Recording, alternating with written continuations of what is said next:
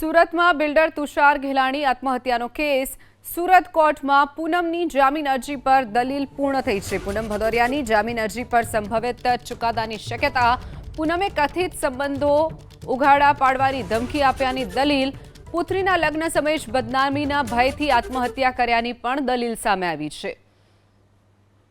તો પૂનમની જામીન અરજી પર આજે ચુકાદો આવે તેવી શક્યતા છે। પૂનમે કથિત સંબંધોને ઉઘાડા પાડવાની જે ધમકી આપી હતી, પુત્રીના લગ્નના દિવસે જ સંબંધોને ઉઘાડા પાડવાની ધમકી આપતા આત્મહત્યા કરી હોવાની તુષાર ઘેલાણીના વકીલે દલીલો કરી છે। સુરતમાં બિલ્ડર તુષાર ઘેલાણી આત્મહત્યાનો કેસ સુરત કોર્ટમાં પૂનમની જામીન અરજી પર દલીલ પૂર્ણ થઈ છે। પૂનમ ભદૌરિયાની જામીન અરજી પર સંભવિત ચુકાદાની શક્યતા, પૂનમે કથિત સંબંધો ઉઘાડા પાડવાની ધમકી આપ્યાની દલીલ, પુત્રીના લગ્ન સમયે જ બદનામીના ભયથી આત્મહત્યા કર્યાની પણ દલીલ સામે આવી છે। તો પૂનમની જામીન અરજી પર આજે ચુકાદો આવે તેવી શક્યતા છે।